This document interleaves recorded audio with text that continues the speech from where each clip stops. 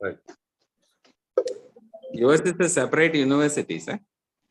Yes, because they somewhere joined in May first week or so. Okay, so they completed the 3-year ritual. We can conduct exam in April first week, second week. Okay, sir. Irrespective of the pass or fail, they Okay, have sir. to complete 3 years course. That is Okay, important. Same with us. Only after they complete 3 years, results are announced. No, we do announce results, but completion is given after 3 years. 3 years. Yes. Jailal sir, good evening, sir. Jailal sir, good evening. Good evening. Good evening, sir. Jailal looks like he's in Darjeeling, very cold, like No, sir. But here the climate is much better, sir. அதாவது இன்னைக்கு ஒண்ணுமே இல்லாத ஒரு கடுமையான நெருக்கடியில அல்லது extinction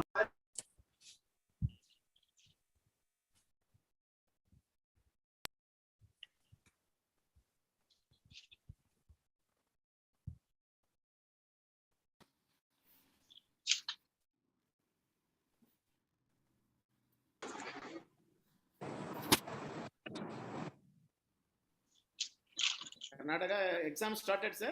PG exam. most of the places it is over, sir. Karnataka. Sir, with the permission, can we start, sir? We have Professor Birappa also joining in. Sir, good evening. Birappa sir, good evening, sir. Thank you, sir, for joining. Good evening, sir. Good evening. Good evening. So, with the permission of the faculty, we start this session. We have 2 important cases. One is contributed by Professor Sridhar, sir, from Hyderabad Apollo Medical College. It's a case of gastric outlet obstruction. And the other case is kindly contributed by Dr. Alex, sir, from Tirunelveli Medical College. It's a case of right iliac fossa mass. Can I request Dr. Aishwarya to start her presentation? Yes, sir.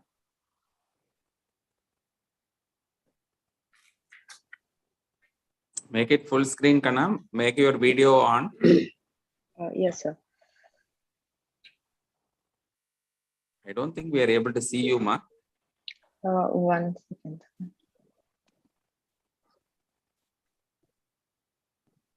Yes, perfect. Now you start sharing and start your PowerPoint. Good evening, Perfect. everyone. Good luck to you. Thank you, sir. Good evening, everyone.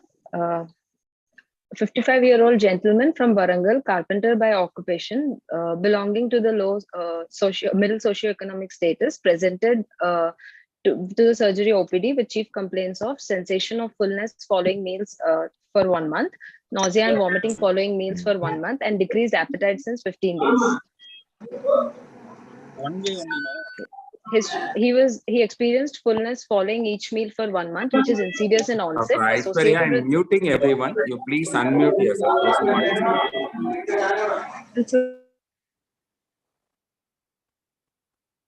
Dr. Aishwarya and other faculty, kindly unmute and speak, please.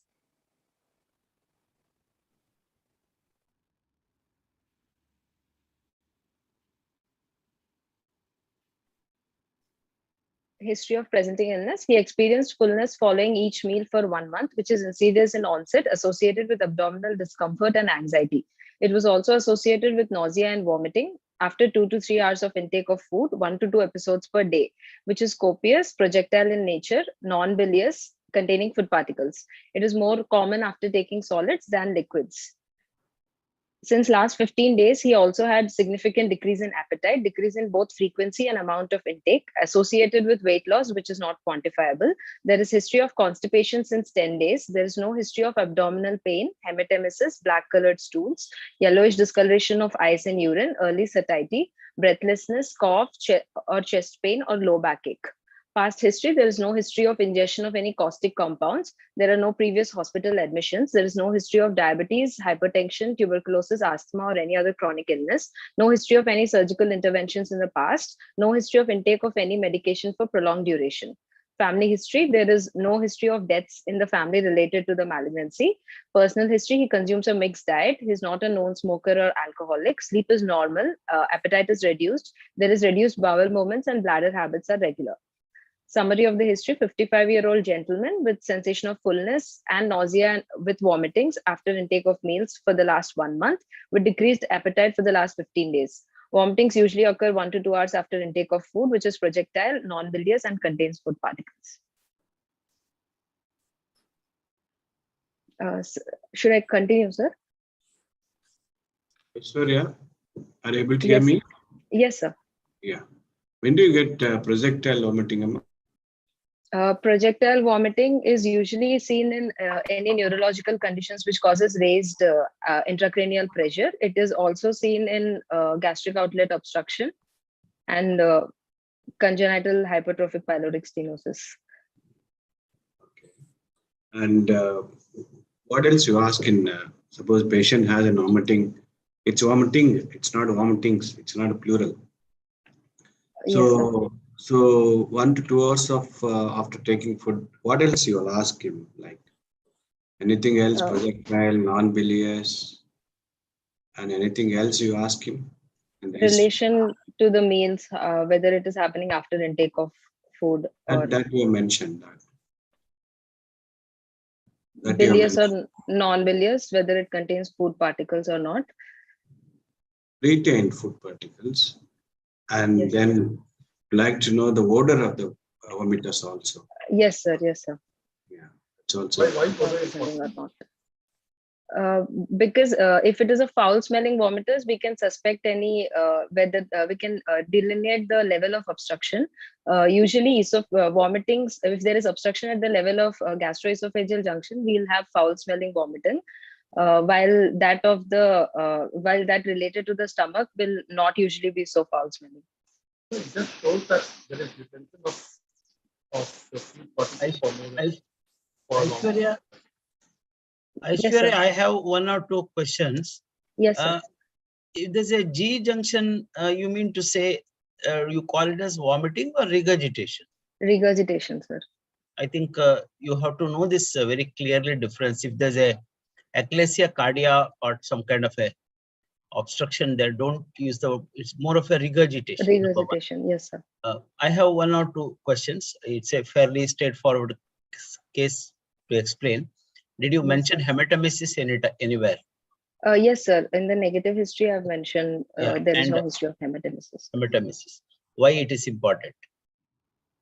Hematemesis, we can rule out any if there is any history of, if it's a bleeding peptic ulcer, there can be hematemesis. Or if it is a bleeding tumor, there can be hematemesis present. Apart from this, you asked history of yellowish discoloration. What is Yes, the sir. purpose of asking this question in your patient?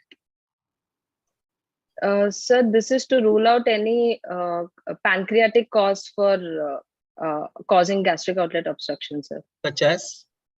Such as carcinoma head of pancreas, which is indenting at the level of pylorus, causing obstruction, sir. So head causing a second part or third part obstruction. Yes, sir. Is that you wanted to say? Yes, sir. Yes. So one other history in the past history, you should have mentioned no previous history of recurrent abdominal pain suggestive of peptic ulcer disease. Yes, sir. You have mentioned caustics, caustic. Yes, A caustic patient will not be, like this kind of, he would have told you something, he has it taken, right? Yes, sir. So instead of all these other things are there, but why it is important? Because ingestion of any corrosive can cause No, what I wanted to say was previous history of peptic ulcer type of symptoms. Why Yes, it is, sir. in your case, what is important? Why it is important? If patient is having previous history of peptic ulcer, if there's a long duration and a history of peptic ulcer disease, there can be cicatrization, especially of the duodenal ulcer, which can in turn cause gastric outlet obstruction. That's all from my side, sir. You asked The words I used. You have said fullness of stomach. Then you said Yes. no early satiety. Then another point you are showing that there is a decreased intake of food. Can you explain these three? You saying there is no early satiety, but there is Yes, fullness sir. of stomach. Fullness of stomach after taking biryani also we will have a fullness of stomach. Sir, earlier after eating 4 idlis, he used to have fullness of stomach, sir. But from the past 1 month, he is having even after intake of 1 idli, he is complaining of fullness, sir. What is early satiety? Early satiety is easy earlier satisfaction of hunger, sir. How can you say then there is no early satiety? If the patient gets the fullness of the stomach with a 1 idli, is it not early satiety? Yes, sir. If you know the diagnosis of early satiety, I mean, any other disease, early satiety is most important. The reason why all these questions asked is, he said there's no history of early satiety, which is very important in these patients. That's what we wanted to emphasize. Yes, sir. No, she is categorically saying there is no early satiety in the past history. Yeah. Or the Yeah. some other history she is mentioning. That shows that you are not But- fully understood what is fullness, what is early satiety, and what. And similarly, you are using no history of pain. But Can you increase the volume of your system? I think not audible, sir. okay, maybe.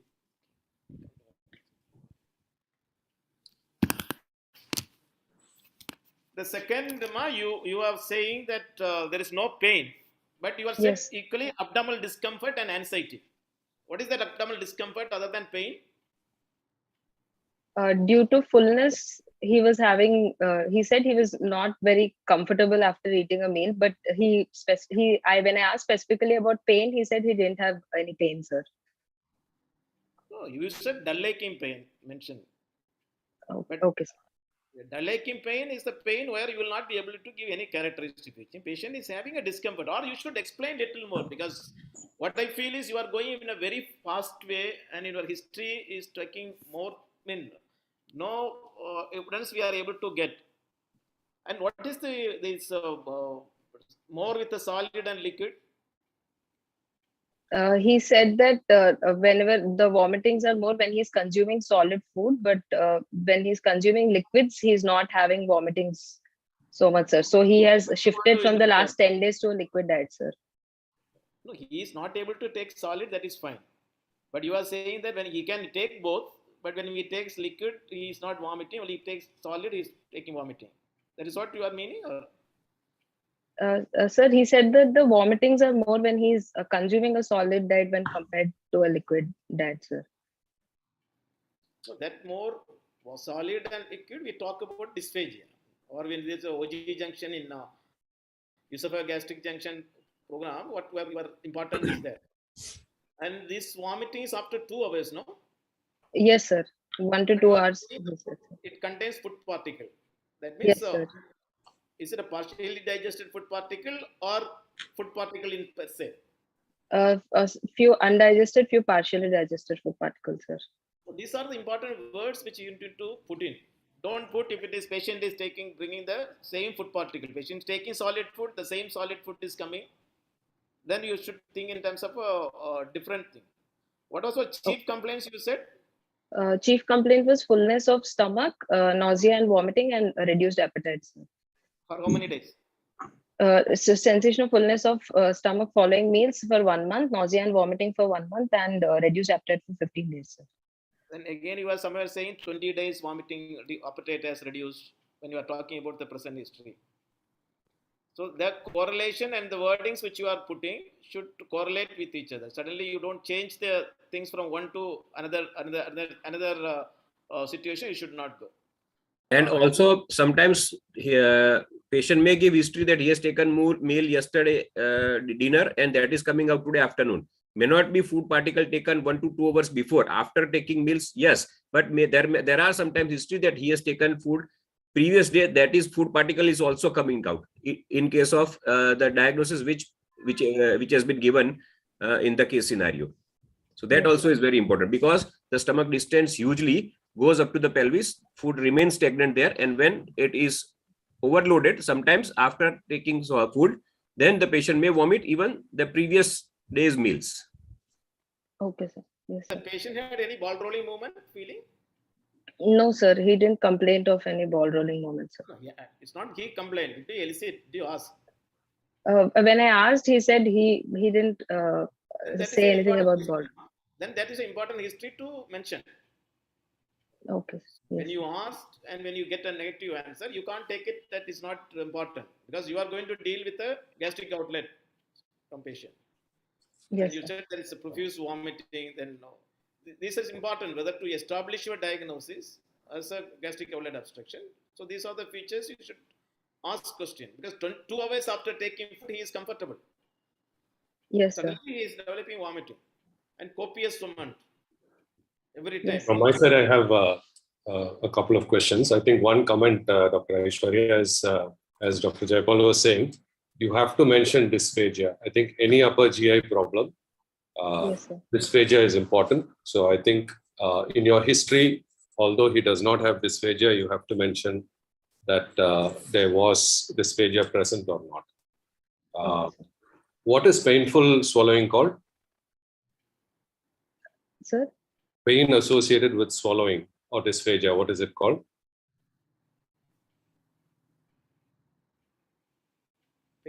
Painful swallowing. Pain associated with swallowing or painful swallowing. It's got a term. If they need nowadays clues like, tonsillitis, quinsy, pharyngitis, what do you call it as? Oh. It's called odynophagia. Odynophagia. Yes, sir. And one more question I have for you is, you did mention about family history, right? Yes, Now, sir. in relation to malignancy of, let's say, the stomach, Yes, what sir. is the relevance of family history? Because some gastric cancers can be familial, sir. So family history So is tell me important. one familial condition which may be associated with gastric cancer.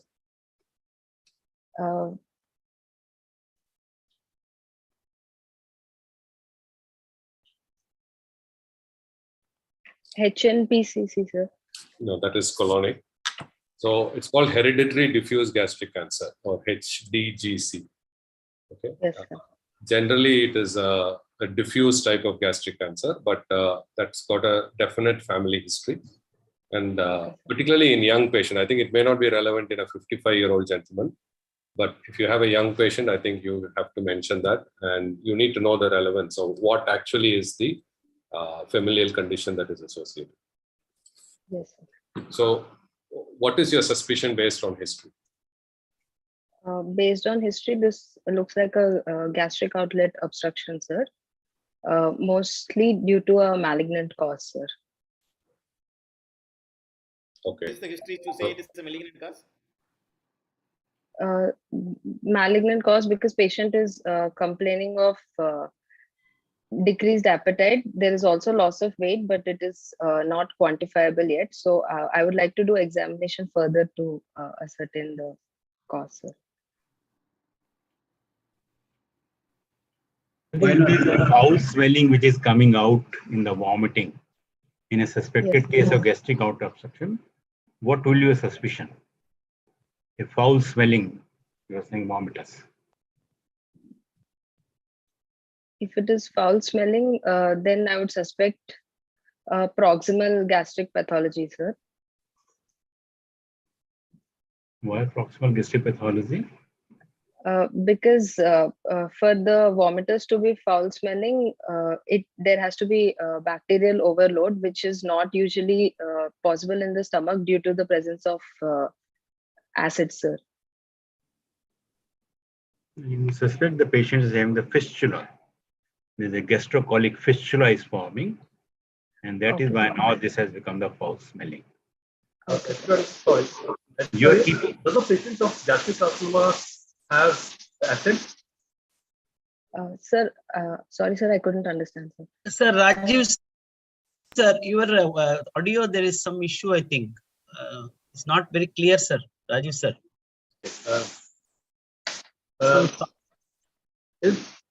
Does gastric carcinoma have achlorhydria, or does it just acid?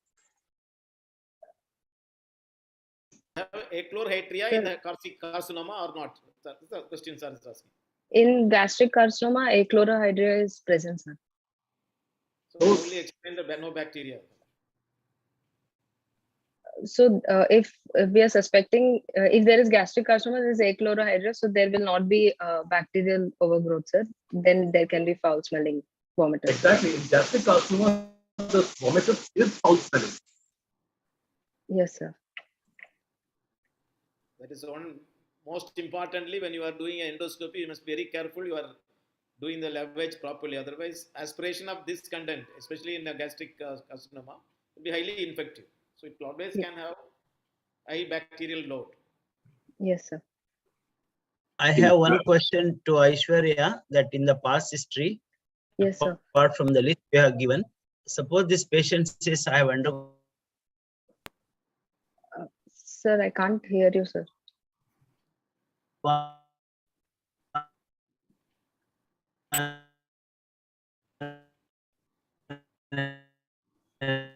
Sir, you are not audible. Midline incision and Sir, some surgery.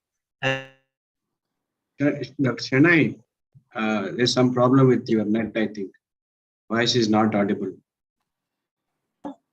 What do you mean to say that? I think it's if patient has an history of surgery, Yes, surgery,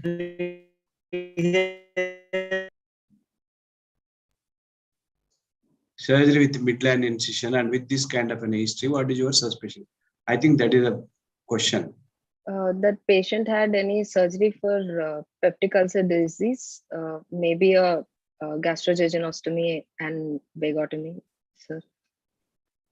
So how does it relate it? Suppose if this patient had a surgery previously, midline incision and all those things, how does it be relevant to this case? Then there can be a chance of developing malignancy, sir, but the latency period will be around 10 to 20 years, sir. Okay, good. Where exactly malignancy? Malignancy at the GJ junction, at the level of gastrojejunostomy, sir, because there is a chance of atrophic gastritis developing, which contributes to H. pylori infection and develops and prone to malignancy, sir. Both are different. Pylori causing malignancy, chronic gastritis, that is different. A patient who has undergone a gastrojejunostomy, developing a stump malignancy is something different. Don't club two things. They're all different. Okay. Patient might have an H. pylori positive. That's a different question. Yeah, what Dr.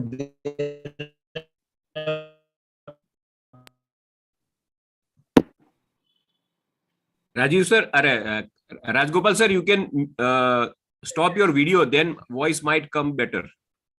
Aishwarya, H. pylori can cause carcinoma stomach. Can it protect or prevent occurrence of the carcinoma? Sir, can H. pylori prevent any carcinoma? H. pylori preventing carcinoma? I don't know, sir. What is Korea cycle?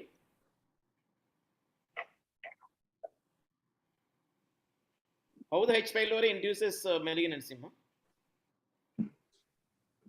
What are the steps involved? H. pylori results in I'm not sure, sir. Okay. What is metaplasia?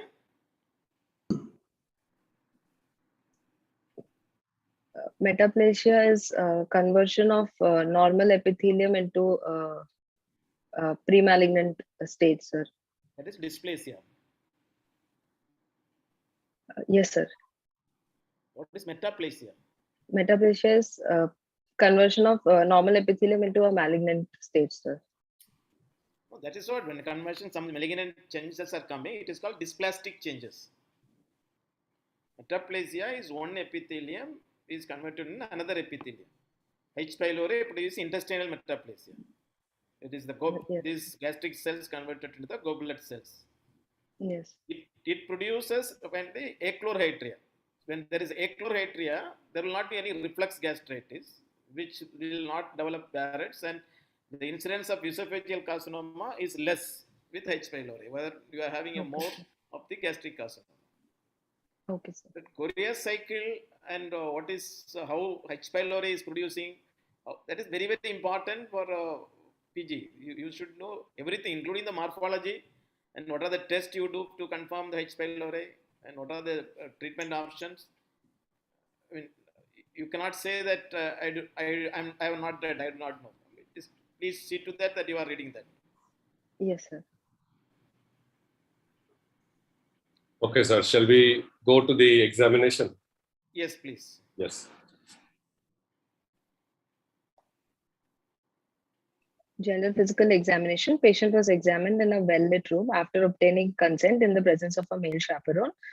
He's conscious, cooperative, and well-oriented to time, place, and person. ECOG performance status is 1. Karnofsky's performance scale is 80%. Patient has a BMI of 21. Patient is normal built and well-nourished. He's dehydrated. Abdominal examination. On inspection, fullness is seen in the epigastrium extending into the umbilical region. Umbilical is central and inverted in position. No umbilical nodules are seen. Skin over the abdomen is normal. No visible peristalsis or pulsations. All quadrants are moving symmetrically with respiration. There is no visible lump. Hernial sites are free from any swelling, and there is no visible renal angle fullness. Palpation, abdomen is soft, non-tender with no rise in temperature. A 10 into 8 centimeters oval well-defined lump is felt occupying the epigastrium, right and left hypochondrium and umbilical region, extending 2 centimeters below the xiphisternum in the midline and reaching up to the right costal margin in the midclavicular line and 4 centimeters from the left costal margin in the midclavicular line. The lump is hard in consistency. Margins are well defined. It is moving with respiration, mobile, and fingers can be insinuated between the lump and the costal margin. And it is not fixed to the overlying skin. The plane of the swelling, it is intra-abdominal and intraperitoneal. No other lump is palpable in the abdomen. Hernial sites and external genitalia are normal. Percussion, there is no evidence of free fluid present. Liver span is 12 centimeters along the midclavicular line. There is impaired note present all over the lump. Auscultation, normal bowel sounds are heard. Succussion splash is present. On auscultopercussion, a distended stomach with majority of greater curvature lying below the umbilicus. Digital rectal examination, normal anal tone is present with fecal staining, no blood staining on the gloved finger, no pelvic deposits. Supraclavicular fossa, bilateral supraclavicular fossa are normal. Examination of the back and spine is within normal limits, and other systemic examination are within normal limits. Summary of the case: 55-year-old gentleman with sensation of fullness and nausea with vomiting after intake of meals, projectile non-bilious containing food particles for the last 1 month, and decreased appetite for the last 15 days. On examination, fullness is noted in the epigastric and umbilical region with a single 10 into 8 centimeters oval well-defined lump occupying the epigastrium, right and left hypochondrium, extending 2 centimeters below the xiphisternum, reaching up to the right costal margin in the midclavicular line, and 4 centimeters from the left costal margin in the midclavicular line. The lump is hard in consistency, moves with respiration, mobile, and fingers can be insinuated between the lump and the costal margin. Succussion splash is present, and dull note is present over the lump.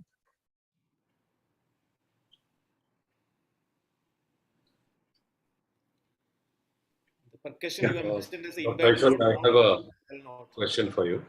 Yes, sir. Just with regards to your clinical findings. So basically what you're feeling, this 10 by 8 centimeter, is it a Yes, fullness or is it a mass? Because you're saying that it's a hard mass, right?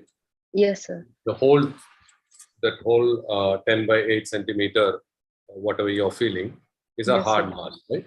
So Yes, sir. where did you listen, or where did you get the succussion splash? Succussion splash, I could feel it while succussion splash is done by putting the bell of the stethoscope on the epigastrium, sir. And then I would do stroking movements to look for. No, that's okay. But basically, you're describing a hard mass. Okay. Yes, sir. And then on the same note, you're saying there is a succussion splash. And in fact, you're also talking about auscultopercussion. Yes, sir. Right? All Yes, these two are possible only when you have a distended stomach, right? Yes, sir. Here you're describing a hard mass arising from the stomach. And Yes, sir. I just cannot understand how you were able to get a succussion splash. and how you were able to elicit the ausculto percussion. Basically, these are signs of a distended, hollow viscous, like a stomach. Ashwarya, in carcinoma stomach, the stomach will not distend. Right? There's so much desmoplastic reaction, it will not distend. So you cannot get these features. You get what sir is trying to say. You mentioned the umbilicus. The distension is beyond the umbilicus. That you see in the pilar stenosis, benign gastric outlet obstruction, not in malignancy. Yes, sir. Hard lump, what everybody says, hard lump with such a huge dilatation of the stomach and succussion flash is not seen usually, not seen. Aishwarya, what I think all examiners are trying to tell you, when such a big mass is there in epigastrium, where will be that stomach to get that to shake and do all those things? You said greater curvature is seen below the umbilicus, correct? Yes, sir. Something like that you were talking. What I think Dr. Indian sir wanted to tell you was it that any peristaltic wave you felt, or is it whole thing is full hard mass itself? Sir, I could feel the mass, sir. It was not a peristaltic wave, sir. So it is not a So peristaltic. would you like to revise your diagnosis then? Ideally, yeah, revise and put one nice picture of the abdomen. You, all of you PGs should practice, no? Put a diagram, especially online or offline, umbilicus. So we get an idea where exactly is the mass, how big is the mass. See, localized linitis plastica, confined only to the antrum. You can get a big dilated stomach. There it is only confined to the antrum sometimes, very rare. Otherwise, it is so difficult to get this huge dilatation and lower border. I don't know. Is it nodular or just a smooth 8 centimeter? Sir? Is it nodular or a smooth surface you had? Yes, written oval also. Oval in oval shape. Surface is nodular, sir. No, that is important. Every finding, don't take it for that. You need not put. So instead of putting as a oval, if you say it's irregular or nodular surface, what you have felt actually. So do you expect what solely you are going to expect in the carcinoma? It is a exophytic growth or growth going into the intraluminal growth? I'm suspecting it to be a exophytic growth, sir. Carcinoma If a stomach. patient has an exophytic growth, probably you are hinting at the gastrointestinal stomach tumor. Usually they'll not have any gastric outlet obstruction. But this patient has a gastric outlet obstruction. This patient on further evaluation. That is okay. Clinically, we are discussing clinical. Yes, sir. So if you say it's an exophytic, it has to be an stromal tumor. Yes, sir. Very unlikely that they'll present with a gastric outlet obstruction. Such a hard mass, epigastric and classical of looks like a shear stomach. Yes, sir. Than simple benign gastric outlet obstruction. Percussion you are putting the impaired node, but in the final summary you are putting it as a dull node, which is right. Impaired node was felt, sir. Then why are you putting it as a dull in the summary? My mistake, sir. Sorry, sir. You want to revise the diagnosis or findings, Aishwarya? So we are all not agreeing with you, the findings. Sir, I could feel the mass, sir. It was around, it was not a peristaltic wave, sir. I could feel a hard nodular mass, sir. That part is okay. That part is the distended stomach. You mentioned the greater curvature beyond the umbilicus is not acceptable. Because you said your location of the mass is above the umbilicus, yes or no? Yes, sir. You said epigastrium, correct? Yes, sir. So was it only in the epigastrium, or is it coming to also to the umbilical region? That is why it was extending up to the umbilical region, sir, around 2 to 3 centimeters above the umbilicus, sir.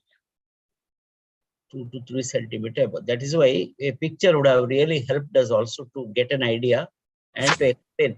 I think, sir, she is having probably proximal half of the stomach is probably distant, proximal half, towards left, probably towards the left. Lower border comes below the umbilicus. So that's, I think so. Okay, Dr. Aishwarya, basically, I think what we are trying, all of us are trying to say is, if you have a mass in the distal part of the stomach, let's say pylorus, Yes. okay, it will be a very small mass that will be palpable. And this can produce a gastric outlet obstruction with a hugely distended stomach, like what you're describing. But the Yes, sir. actual mass or the hard component or the firm component of the mass will be very small, will be located, it won't be this big. Okay. Okay, sir. So what you're describing, the whole mass as being hard and firm, then there won't be succussion splash. So you have to make up your mind when you are presenting. Is this mass in the epigastrium, is the whole thing a distended stomach with a small mass more distally, or you may not even feel the mass. If it's very small, you may not even feel the mass, but you're feeling a hugely distended stomach. That is possible. On the other hand, if you're feeling the whole thing is a mass, then you will don't describe it as a distended stomach with succussion splash. So that's what we are asking you. Do you want to revise your findings? You need to make up your mind. You also having a dilated stomach with an obstruction, succussion splash is positive, then why you are not getting a gastric peristalsis? Can you explain why there is gastric peristalsis not there? Such a dilated stomach, obstruction is there.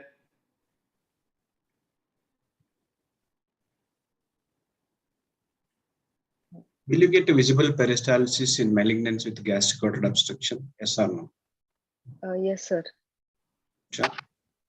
Sure. Yes, sir. If the stomach is benign? distended, That's what. Very right. More in benign or more in malignant? benign, sir. Then why are you saying it's malignant? Why it doesn't occur? Malignancy.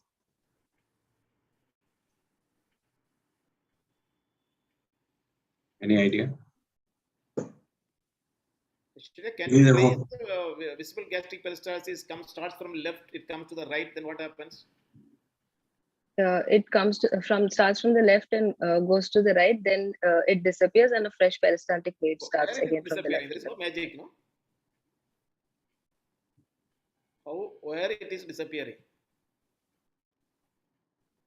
The peristaltic wave continues. It's a continuous wave, it has to go. So when you have a dilated stomach, it diffuses back to the dilated portion of the leg that you are not going to see. Again, it starts from the... Again, it starts. Left side to the right. As you have in a malignancy, the tumor cell will infiltrate into the stomach wall. The power of contraction of the stomach will be, musculature will be lost. That is why we are having either a weak or no VGP in a malignancy. But your total duration is only 20 days total. 1 month duration, sir. And within 20 days, such a large dilated stomach coming is also a rare phenomenon. So I have one or two other questions. May not be, it's also related. If we are not agreeing to stomach mass, I agree to it's a stomach mass. If it is not stomach mass, what else you can feel in the epigastrium? A little bit of nodularity, granularity, etc., etc. In carcinoma of the stomach, apart from the stomach mass, what else can be palpable? What else? What is the structure attached to the stomach and in and around? Liver, sir. Liver, you said upper border can be easily made out and all that thing, no? Yes, sir. I didn't ask liver. I am only talking about what is attached to the stomach there.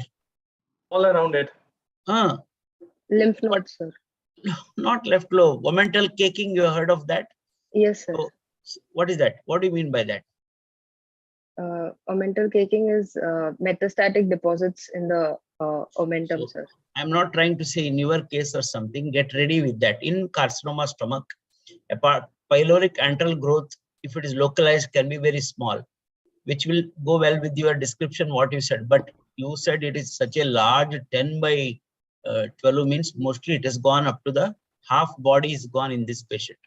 half of the stomach. That is why all the time discussion, no succussion splash and all that thing. Other thing is, sir. In fact, we think it could be an inoperable malignancy. Such a big mass coming from the stomach. Sometimes, so the chance that even that freely mobility also, I don't agree. That's such a big mass. So what I wanted for a PG is like, I'm not telling fit in your case, but nodularity is such a thing. Lymph nodal mass, omental mass, all these are the other possibilities of a mass in the carcinoma stomach. Apart from the stomach mass, you have to look for it. That's all it is. You understand, no? That's what advanced stages, it will slowly erode into the neighboring, including left lobe or maybe colon, anything is possible. So like a kicking type, right? Yes, sir. You have put supraclavicular fossa is normal. Yes, sir. So why do you want to go there and check? And which portion you checked? Left supraclavicular lymph node, sir, the virtuous node. We check between the two heads of the sternocleidomastoid, sir. No, why? Because in gastric carcinoma, there can be metastatic lymphatic spread How it goes to the left supraclavicular lymph node, sir. How from stomach it goes to the supraclavicular node? Sir, through the lymphatics of the lesser curvature, it enters the thoracic duct, sir. From the thoracic duct to the left supraclavicular, left subclavian duct, sir. From there to the supraclavicular. Sir? Straight from the lesser curvature, it goes to the thoracic duct. Lesser curvature lymphatics enter the thoracic duct, drain into the thoracic duct, sir. From thoracic duct, then goes to the left subclavian lymph node, sir. From there, it goes to the left supraclavicular lymph node, sir. When it is entering into the vein, how can it go to the node?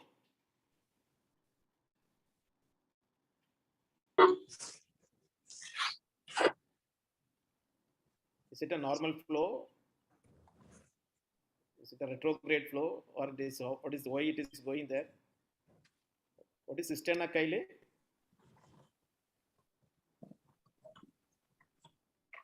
This is very important, Aishwarya. You need to know all these things. So, because whether it's in a lymphatic spread, retrograde spread, antegrade spread, it's very important. Any GA malignancy, not only carcinoma stomach, it can go to the left supraclavicular lymph node. But you should know the pathway, mechanism, and all those things. So there'll not be any excuse for this kind of questions if you don't answer. Okay? Yes, sir. Yeah. I think she'll read, sir. We'll move on to. Yeah. Move on to any other different. Before that, only one question to Dr. Aishwarya. What is the percussion note over the mass? Sir, percussion note is impaired, sir. It was impaired. And that will rule out all other solid organ pathology like lymph nodal origin or omental origin. That can be ruled out by simple percussion over the mass. If it is impaired resonant, necessarily it should be arising from hollow viscous like stomach or transoscopic. Okay, go ahead. Yes, sir. Any other differential diagnosis, Aishwarya?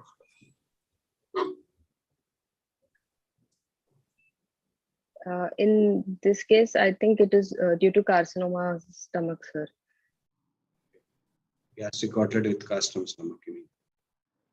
By history, you are expecting a lower rounded or fundal growth or andal growth?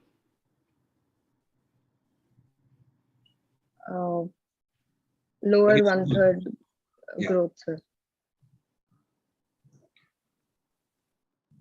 So how do you confirm your diagnosis? Clinically, how do you confirm patient has a gastric outlet obstruction or not? You said patient is dehydrated and he has come to you. Clinically, how do you confirm that patient has a gastric outlet obstruction? I'm not asking about investigations. Sir, and you asking about tests, sir? Any test we can do, sir? Yeah. What test you do? Saline load test, sir. Very good. What is that saline load test? We will we'll insert a Ryle's tube, sir, and inject about 700 to 750 ml of normal saline, sir. and after a few minutes, we'll take it. We'll try to aspirate it, sir. After And if few around minutes. Not after few minutes.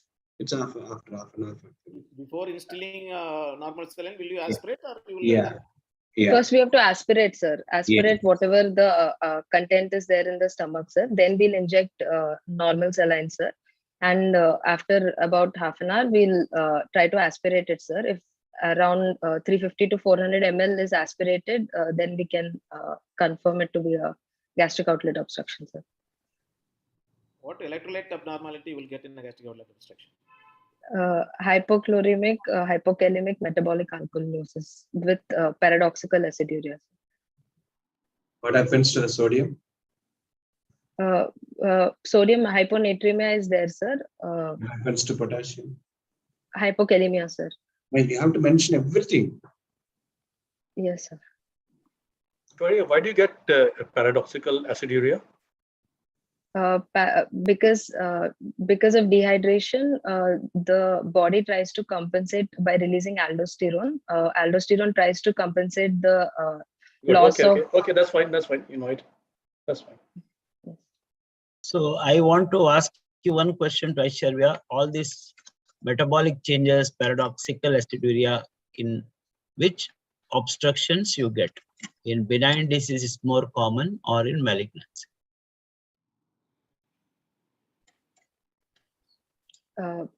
Benign diseases, sir. It is actually cicatrized ulcers, long-standing, obviously, with obstruction, with huge dilatation, huge loss.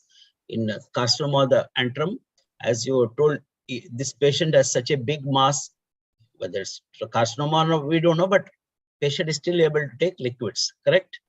Yes, sir. So patient has got not a total obstruction, whereas Yes. cicatrization happens means it's real total obstruction.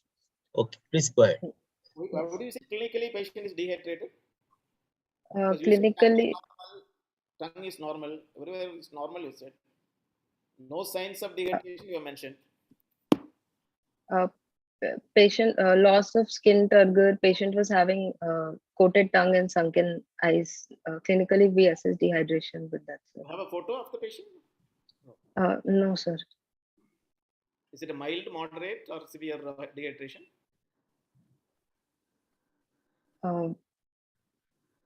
Moderate, I think, sir. So you must be. Loss of skin turgor with sunken eyes, and what's the urine output? Any idea? Blood pressure, pulse? Blood pressure was normal, sir, around 110/70. Pulse also was normal, sir. So how can you have sunken eyes and all that kind of thing? Patient will have tachycardia if dehydrated at least. Yes. There's something wrong somewhere. That's why you're stumbling. Okay, anyway. So please. So how will you investigate this patient? So your diagnosis is a malignancy. You think clinically it's a carcinoma of the stomach.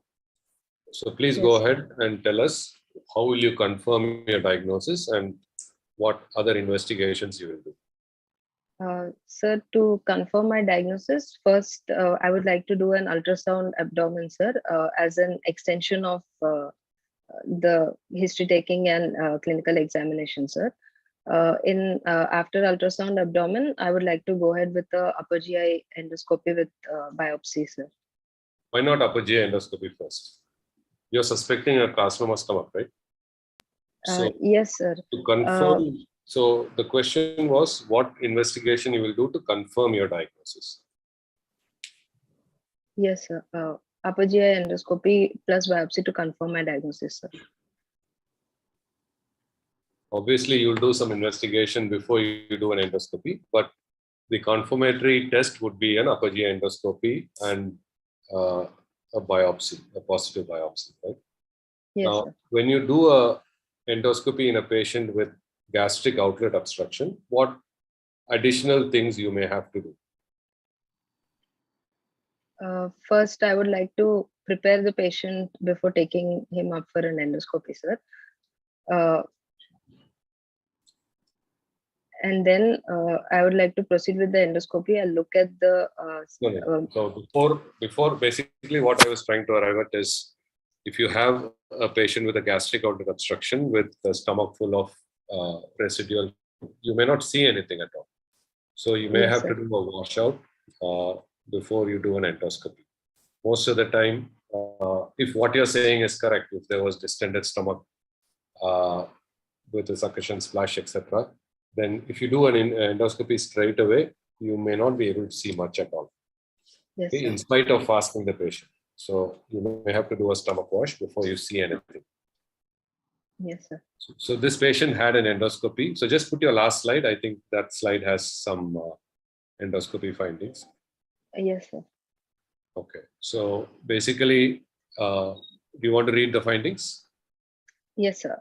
Upper GI endoscopy was suggestive of a diffuse circumferential infiltrating ulceroproliferative lesion involving the prepyloric antrum, involving the lesser curvature, causing luminal narrowing, gastric outlet obstruction. Scope was advanced with mild negotiation and multiple biopsies obtained. Suppose you are the endoscopist. How many biopsies will you do?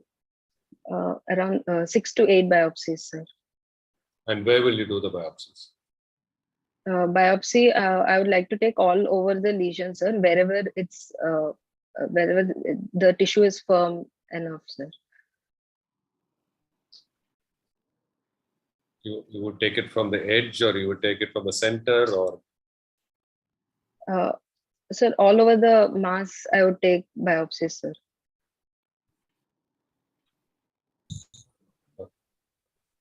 Can you differentiate benign and malignant ulcer by endoscopy? Sir? How will you differentiate how will you differentiate by doing endoscopy that this is benign ulcer, this is malignant ulcer?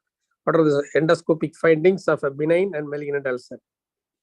For the ulcer, sir, size, sir, in a benign ulcer, the size will be less than 2 to 3 centimeters, sir. For a malignant ulcer, the size will be more than 3 centimeters, sir. There will be loss this of... is your own criteria, or you read it in some books? What is 2 to 3 centimeters? Which book you read this?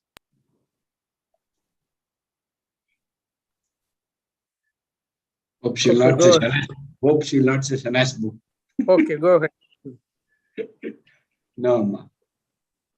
What is early gastric cancer?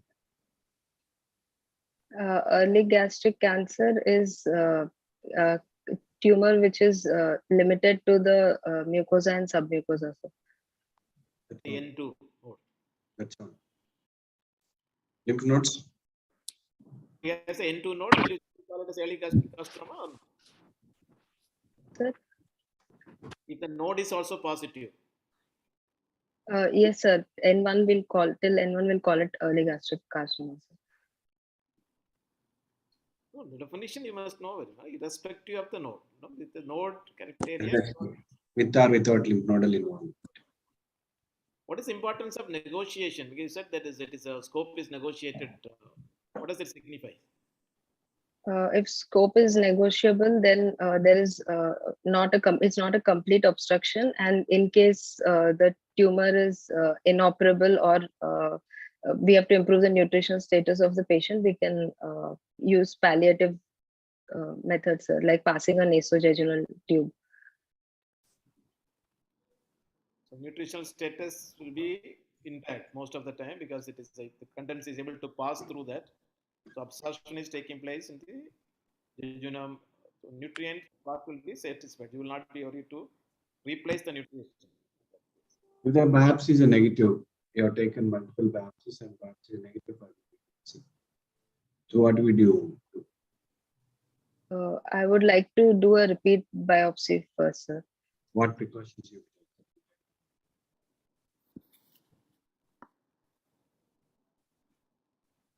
What must have went wrong in the first time, and what precaution you take in second time?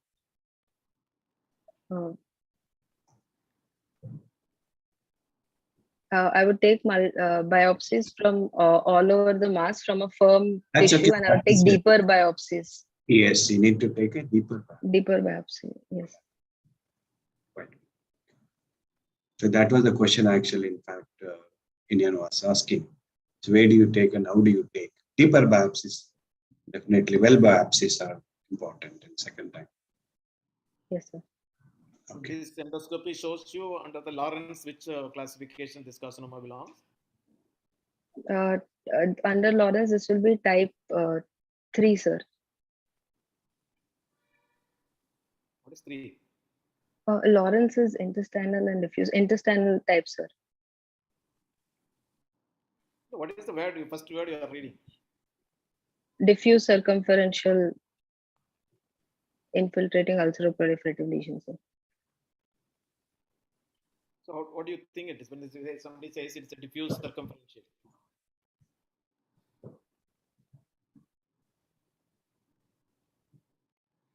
Biopsy is now adenocarcinoma of the stomach. Then what next? How do you proceed? Then I would like to do investigations for staging of the tumor, sir. So I would go ahead with the contrast enhanced CT of abdomen, pelvis, and You don't want to do an ultrasound? Sir? You don't want to do an ultrasound of the abdomen? Yes, sir. After endoscopy. I'm not asking. An ultrasound is a primary investigation of choice in diagnosing the carcinoma of the stomach. So after Yes, biopsy report, definitely we'll do an ultrasound of the abdomen. Yes, sir. Suppose if there are liver metastases.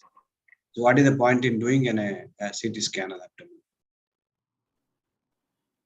So ultrasound and then go for an CT. Yeah. Yes. Yeah, what do you expect what do you see in the CT scan? In the CT scan, I would look for the origin, the extent, the infiltration, involvement of the surrounding lymph nodes. Then I would also look for any liver metastasis or any omental or peritoneal deposits. Posteriorly, such a big mass, 10 centimeters. Any involvement of the adjacent structures like pancreas or liver, sir. Yeah, ascites. Vascular involvement, vascular encasement or abutment, that can be better delineated by CT. Yes, sir.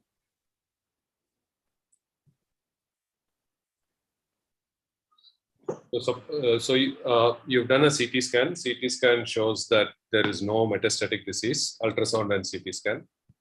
Yes, it is a locally advanced tumor. So there are some few nodes.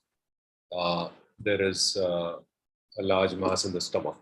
Okay, maybe Yes. the anterior capsule of the pancreas is involved, but it is abutting the pancreas. But you think it is resectable. Okay. Now, Yes. how would you proceed? I would first go ahead with the diagnostic laparoscopy, sir. Rule out the presence of any peritoneal. Does it going to change your line of management because this patient has a gastric outlet?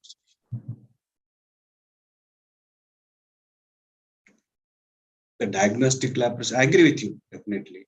Does it going to change your line of management? I'm asking.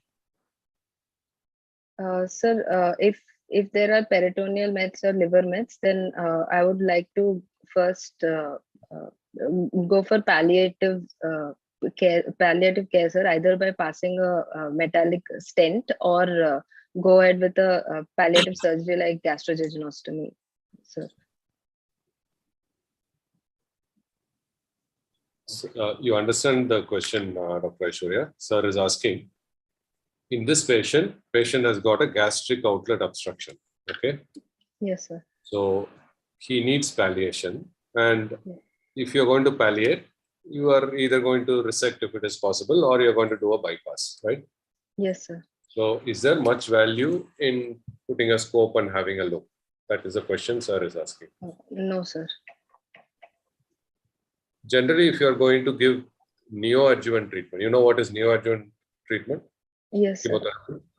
Basically, if you're planning to give chemotherapy before surgery, Sir. then you definitely have to do the staging laparoscopy, because that way you will know whether it is metastatic disease to start with or whether it is curable disease to start with. Okay. Yes, sir. But in this case, because there is evidence of gastric outlet obstruction, either way, you're going to open the case and do the operation. Okay? Yes, sir. If it is resectable, you resect, or if it is not resectable, you will do a bypass. So in this particular instance, there may not be much value in doing the staging laparoscopy. But in a case where you're going to give chemotherapy upfront, like, before surgery, then you definitely, this has value, right? Yes, That way you will know whether there is metastatic disease or not. yes, sir. Okay. So what operation will you do for this patient? Suppose this is operable, then what operation do you think will be possible? I would do a subtotal gastrectomy with D2 lymphadenectomy, sir. What do you mean by subtotal gastrectomy, Aishwarya? How do you decide on the table this much of stomach needs to be removed? Sir, if it is only involving the distal, Give me the definition of subtotal gastrectomy. Mention subtotal gastrectomy. removal of 3/4 of the How do stomach. you measure with the tape or scale? And it's a hugely distended stomach you mentioned. How do you measure subtotal?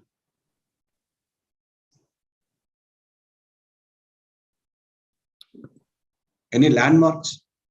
How much stomach needs to be removed on the table? Suppose if there's a body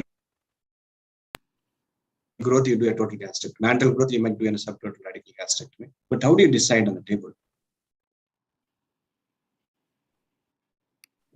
Entire lesser curvature, remove or not? Yes. How much greater curvature you remove? Landmarks? This I think you need to read. Okay. Yes, sir. Yeah. D2 gastrectomy, what lymph nodes? It said D2 gastrectomy means what? What is D1 gastrectomy? What is D2 gastrectomy? What is D3 gastrectomy? D1 is involvement of first station of lymph nodes, that is the perigastric lymph nodes, sir. D2 gastrectomy is involvement, sir.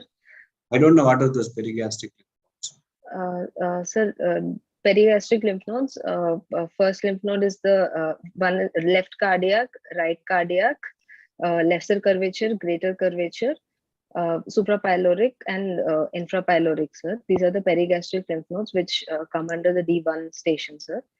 Only 6 nodes. Only 6 or 6 nodes, sir. Yes, sir. Okay. Next. Next, in D2 is D1 plus involvement of lymph nodes along the major vessels, sir. That is along the left gastric artery, sir. Next is along the common hepatic artery. Then along the splenic hilum and celiac axis, then along the splenic hilum and splenic artery, sir. This constitutes the station D2 station, sir. So D2 lymphadenectomy will involve both the perigastric and the lymph nodes along the major arteries, sir. You may not remove station 10 lymph nodes unless it's involved. So usually it's not done nowadays. So station 10 lymph nodes, because the morbidity and mortality is not going to change. Survival heart is not going to be changed. Yeah, sir. Just one more point I just want to raise here is, Aishwarya, what you said was D1 and D2, correct?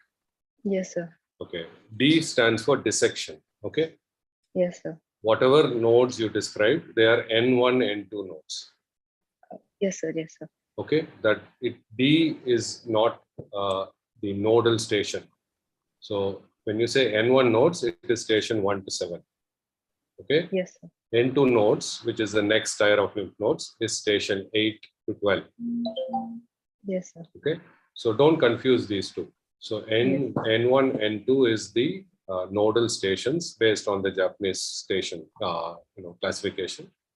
And if you remove N1 nodes, then it is called a D1 dissection. D is for dissection. So if you only remove N1 nodes, it is called a D1 gastrectomy. If you Yes. remove N1 and N2 nodes, then it is called a D2 gastrectomy.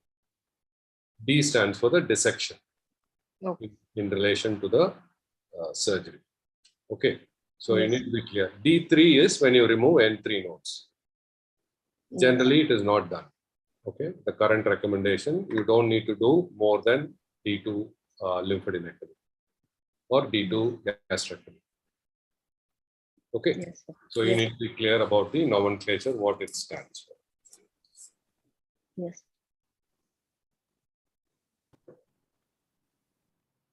Suppose if the pancreatic capsule is involved, what will you do? If the pancreatic capsule is involved, I would like to excise the pancreatic capsule, sir. Very good. Okay. What is the role of removal of mental bursa? Any idea? Sir, Mental bursa. in radical gastrectomy, there we would remove the omental bursa, sir. But even Yes. now, Now we don't. We used to sir, go to I mental bursa, now let's go. sorry, sir, I can't hear, sir. We used to remove mental bursa, not now. Yeah. Yes. Yeah. Because it's not going to improve the survival rates. Yes. Any role of chemotherapy? Sir, sir, Adjuvant therapy.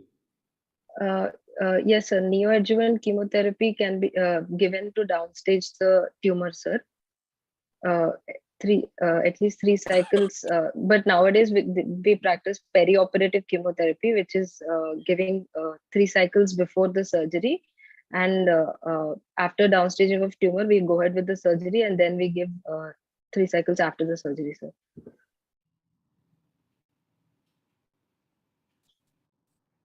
So I guess this depends on the local preference. It may vary from one institution to another, but there are different ways of doing it. Some you can do upfront surgery and then give adjuvant chemotherapy, or you give perioperative chemotherapy like what you're describing Yes, sir. before and after surgery.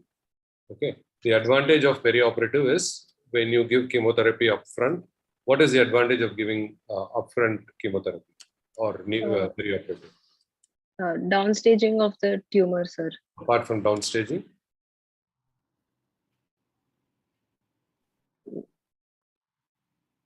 It is true for any cancer. If you give neoadjuvant therapy, breast, whatever it is, rectum, you deal with micrometastatic disease. Okay? Yes, sir. Your CT scan will be normal, your PET scan will be normal, but there may be micrometastatic disease. And therefore, the chemotherapy that you give upfront will deal with such micrometastatic disease. Okay, systemic treatment.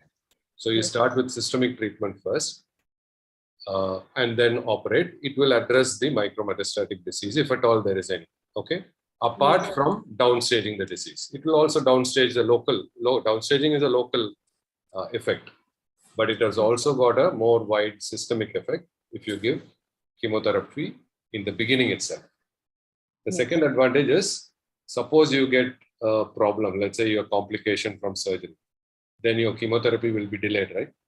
Yes, sir. Suppose there is anesthetic leak, wound problem, all those things. So, therefore, if you give upfront chemotherapy, that problem is at least some chemotherapy. Half of the chemotherapy is already given. Yes, sir. So those are some of the advantages. So you should be able to tell. So see, you in your exam, I think you should tell what you practice in your institute. Okay. Yes, sir. And you should be able to justify, or you should be able to tell the reason why it is done. Okay. What are the advantages? What are the disadvantages? Okay. There is no one way of doing it. There are multiple ways of doing it, but you should know the advantage and disadvantage of each one. Okay. Yes, sir. Yes. What do you see in the biopsy report, right? Sir? What do you see in the biopsy report?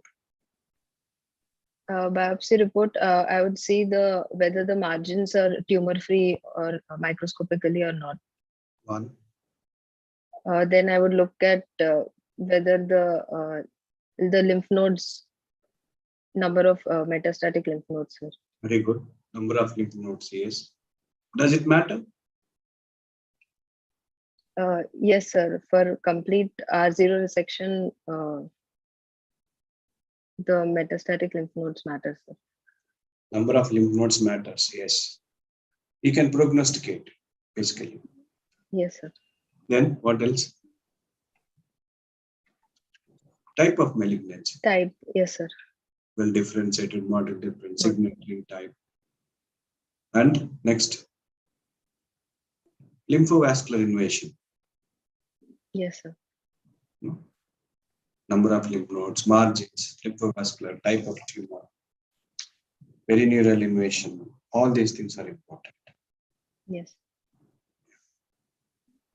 And one more thing I would like to add is if this patient indeed has gastric outlet obstruction, it's very difficult to give chemotherapy first. Okay. So if your patient has gastric outlet obstruction, don't tell I will give chemotherapy.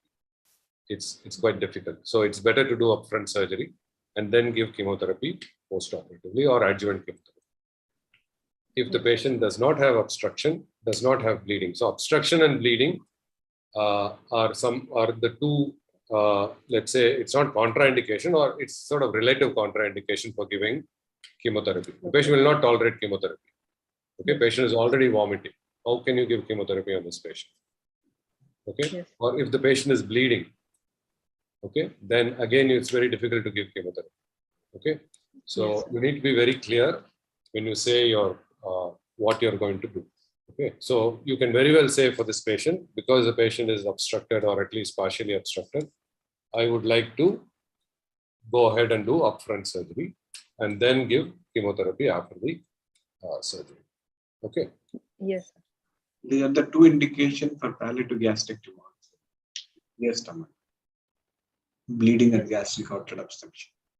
Not necessarily always. It's possible to do R0 section, it's fine. Otherwise, palliative gastrectomy has a role. Yes, sir. Sir, shall we move on to next case? Sure, sir. Okay, so thank you, Aishwarya. I think, sir, you can summarize or you can give your comments just to finish. Yeah, some more findings. I think it's very important.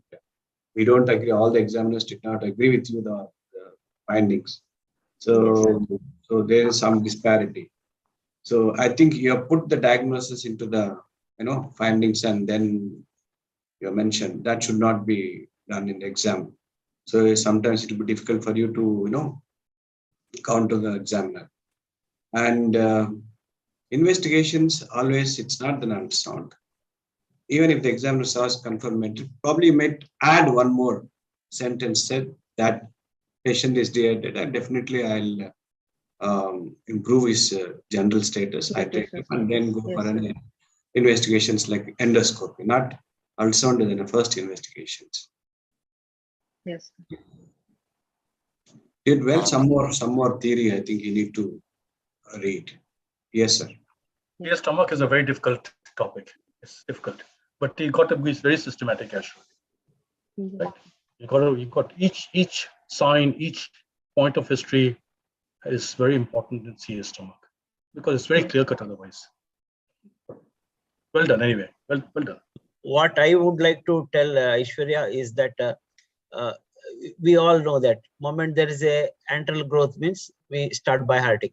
Biharting means succussion splash, visible peristalsis, auscultar percussion. See, what is your patient is important here. You have to have where such a large mass, when there's such a large mass, very difficult to explain those findings, correct? One. Second is that oval, somehow, when something is nodular, it cannot be oval like, it's very difficult to digest that. Typically, we say oval for a, gallbladder. When there's a nicely distended gallbladder, there's a classically, vertically placed oval, right hypochondrium. So you can say that nodular mass with irregular borders like that, those are the probably acceptable ones. So try to always correlate with your clinical findings to what patient says. That is what examiners expect. That's all. Yes, sir. Right? Yes.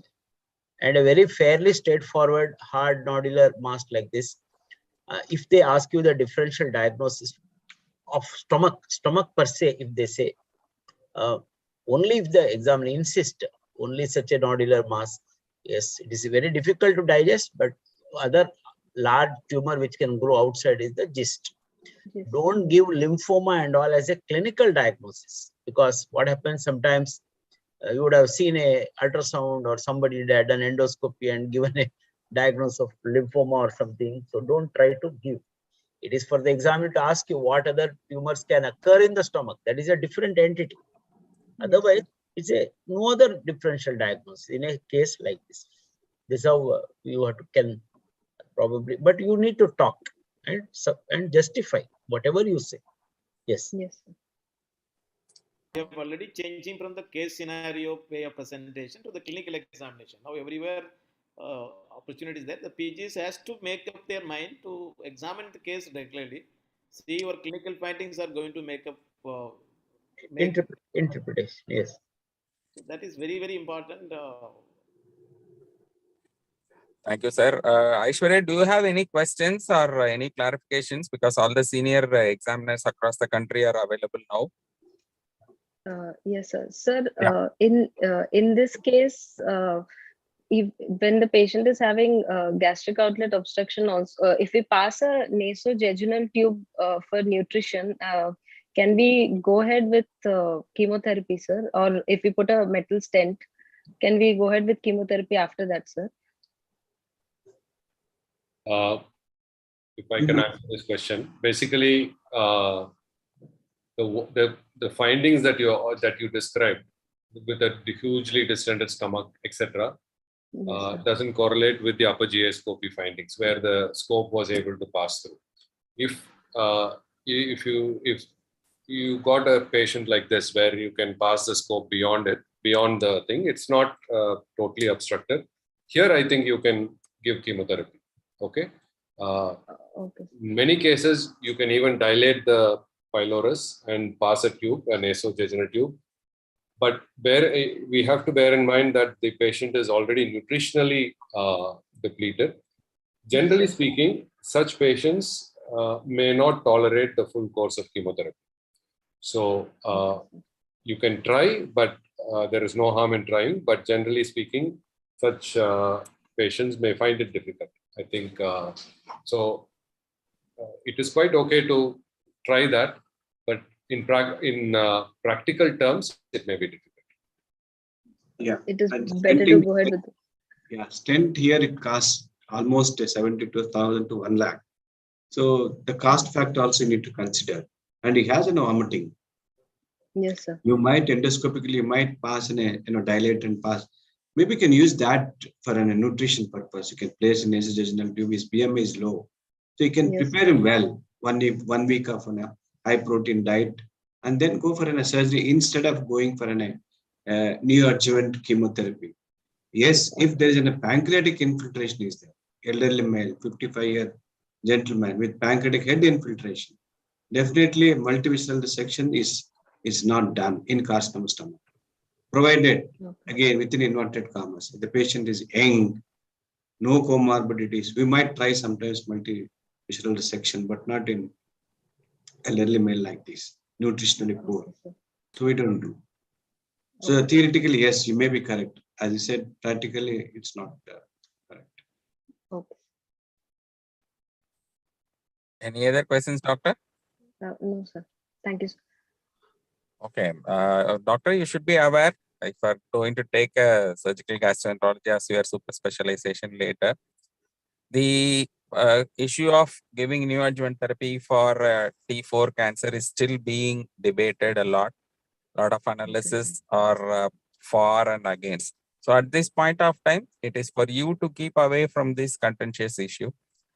At this point of time, as both the chief of head of the foregut surgery and surgical gastroenterology professors told very clearly, sake of neoadjuvant therapy, if you're going to stent or using a neoadjuvant like a nasojejunal tube, is very questionable, right? So Principally, the ideology of neoadjuvant therapy is to enhance the outcome or increase the resectability or to make the tumor which is presently advanced to operable conditions, right? So the big challenge now it is posed for the neoadjuvant group is if the tumor is primarily operable, why don't we operate and handle the remaining tissues? So it's a very, very dicey situation. So at this point of time, for postgraduate level, if you're going to say, if the patient does not have complications of gastric cancer, yes, irrespective of it, they will be a candidate for neoadjuvant therapy. But if they have a complication of a gastric cancer, all other things, the waiting time of 3 to 6 weeks will be crucial to make the patient resectable to non-resectable conditions. Can you tell me what is the percentage of the patient who do not respond to neoadjuvant therapy? I don't know, sir. So you should be aware of those numbers also, because we have very limited people who are good responders, fair number of people who are partial responders. We have a large chunk of people who are poor responders or non-responders. So taking into consideration, I think a judicious decisions of all the professor told, primary surgery where possible should be the condition, definitely not with the self-expanding stent or metallic stent for these conditions. All right? Yes, sir. Thank you, so, sir. If you want any to other pass the exams, if you want to pass the exam, just say that. Yes, sir. No neoadjuvant and no stenting and all this. No examiner will accept that. Okay, sir. Am I Yes, correct, sir. sir? Perfect, sir. I think I would say presently, if the students tell the patient is unfit or disease is advanced for even doing a gastrojejunostomy, then it will be worthwhile placing a stent for palliation. Maybe at this point, stents are considered for that purpose. But again, there are other challenges, especially these stents. If you are planning for neoadjuvant therapies, the stent migration, stent slippage, many other conditions have to be kept in consideration before making a decision, right? For you to write a recent advancements paper, yes. For exam reasons, you tell like what Professor Birappa and other professors telling, that should be fine. Yes, sir. Okay. Any other Thank questions, you. Dr. Aishwarya? No, sir. Thank you, sir. Okay, I think Aishwarya, I want you to congratulate first of all. I'm not sure whether if Professor Sridhar sir is there. If Professor Sridhar sir, thank you very much, Professor Sridhar sir, if you're watching on the YouTube. Dr. Aishwarya, I will need your help to show the slides for Dr. Radhik also. Yes, sir. Thank you very much. Good luck Thank to you. you, sir. Thank you, Dr. Radhik, are you there with us? Dr. Radhik? Let me give him a call. You get the slides done. Yes, sir. Radhik, you are with us. Yes, sir. Yeah, please switch on your video and audio. Okay. Thank you, Dr. Aishwarya, for doubling up this responsibility. Yes, sir. Faculty, please take over. Go ahead, Radhik. Good evening, sir. My case is the case of right iliac fossa mass, and Mr. Manoj, a 14 years male, he's a mobile shop owner from Tirunelveli. His deep complaints are lower abdominal pain for the past 10 days. Next. Next, ma'am.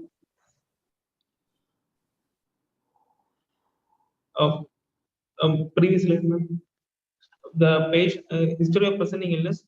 The patient complains of lower abdominal pain for 1 week, which was insidious in onset and continuous dull aching in nature. There was no aggravating factors. The pain relieved on taking medication. There was no history of radiation of pain. There was a history of fever for 4 days initially, and there was no history of vomiting. Next slide. There was no history of abdominal distension. There was no history of hematomesis or melena. No history of jaundice. There was no history of altered bowel habits. There was no history of loss of appetite and loss of weight. No history of cough or hemolysis, and no history of early fatigue. The past history, there is no history of diabetes mellitus, no history of hypertension, asthma, epilepsy, tuberculosis, no history of previous surgeries was present, and no history of drug allergies. Personal history, he has a mixed diet, non-vegetarian diet. The bowel and bladder habits were normal, and he's not an alcoholic and smoker. There was no history of any addictions. Family history, no history of tuberculosis among family members, and no history of pulmonary carcinoma in family. Summary, a 40 years old male patient presented with chief complaints of lower abdominal pain for the past 1 week. It was dull aching and insidious in onset. The pain was pain relief on taking medications, and there was a history of fever present for 4 days. Those are histories. Rajiv, this is just 1 week history only. Yes, sir. Why do you want to know history of colonic malignancies or whatever family history of malignancies? Why you want to know all those things? Just 1 week history of pain, abdomen, and fever of 4 days duration. So, if we are patient is a middle-aged patient, we can suspect colonic carcinoma or cecal carcinoma. So that 1 week history and fever. History of So, 4 days fever. Why do you want to know all those things? the patient is by the history, it's more in favor of an infective or inflammatory pathology. But since the patient is of a middle age, we should rule out if any hereditary causes there, hereditary in cases of hereditary colonic carcinoma. Radhik, hang on. Before you go on, what is the normal average age of a person getting CSC come? You get it in 40 years. No, sir. Then why you said about age and they're going on and on about it? It's more than 60 years. 70 years is the average age. Okay, sir. 60, 70 years. Okay. Okay. Okay, sir. Around 60, 70 years. No history of radiation of pain. Where do you expect the pain to radiate here? If the radiation of pain, if the any inflammatory pathology can radiate, the pain can be radiating. So in case of appendicular, if there was initial appendicitis. Appendix, you get a radiation pain. Where? No, sir. Migratory pain, radiation of pain. What do you really mean? That what you want to ask this patient? You said there is no history of radiation. That something you must have in the mind, and then you ask that. No? So if you are suspecting an abscess-like condition, iliopsoas abscess, then there will be a pain in the. So for abscess will not producing a dull aching pain. You abscess condition, pain. Where do you radiate? When there is an abscess, where the pain will radiate? Abscess. Iliopsoas abscess. What are the causes of iliopsoas abscess? Iliopsoas abscess. The pain. Abscesses will be draining from. What are the causes? Why does it occur? Spinal, from the spinal abscess. No. If there's a spinal TB, then iliopsoas abscess. Okay, very good. Why do they get the fever if it is a cold abscess there? And how do they present? They'll have a long history of back pain. They'll not be able to walk. There'll be a psoas spasm. Patient will be limping. All this kind of history there will be there in psoas abscess.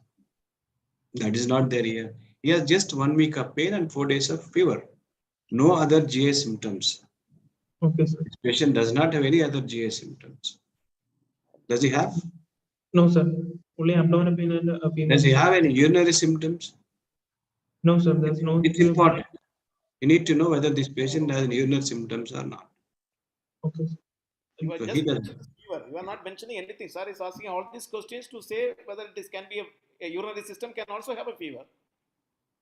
You are not quantified or qualified that what kind of fever he has. Is it a continuous fever? Is it a fever with rigor? And what type of fever? Because just mentioning a fever for a long case is not sufficient. Okay. See, Radhik, no. See, what all of us are trying to tell is, that it is there in the list today, mass in the right exercise, one case. And so you also should understand that if this patient comes to you first time, how we would have proceeded? How would have proceeded? Nature of the fever, any loose stools, that is specifically it has to come. GI symptoms, fever is there, no.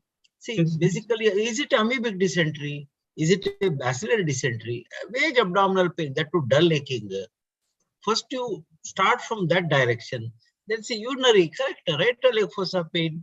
Patient has got baby fever now, hematuria. So you have to tell us, sir, I am thinking in terms of inflammatory pathology. If it is inflammatory, what? Or if it is malignancy or renal system, extra GIT. So many things you have to describe before come to some idea. See, with this history, if we ask you, what are you suspecting? What you can suspect? You tell me with your presentation. I am suspecting an infective or inflammatory pathology since history is of acute in onset and of a shorter duration, sir. And the patient has a history of fever, sir. In surgery, there's something called very specifically this pain, whatever he has described, where exactly is the pain? This is that really clinches. You know, where is the pain? The patient complains of pain in the right leg fossa regions. Right lower abdomen, correct? Yes, sir. So it is it started near the umbilical region, which has migrated there? That is the one question which is important. The patient didn't mention about patient didn't have any history of umbilical pain, sir. Say that, say that. Was it associated with the nausea or some loss of appetite? See, you are only discussing only 7 days history here, and now he has got fever since 4 days, right? So that's what we would like to tell you. Okay, so don't get biased and go to the exam hall. Okay, sir. You are not expecting any chronic disease here. No. You know, 1 week history. So it's something acute onset. Yes, sir. So past history of tuberculosis, past history of malignancy in the family history, doesn't contribute much in this patient unless they do sometimes colonic malignancy do present with an appendicitis, but elderly people, as one of our teachers said, it's usually elderly people, very rare. Okay. Okay. So what are the findings you have? Sir. Examination. Examination. Yeah.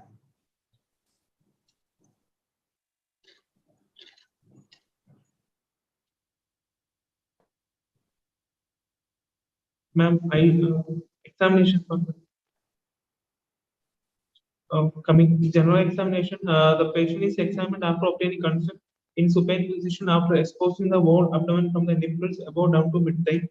The patient is conscious, oriented, febrile, and the patient is moderately bit and nourished. Next slide.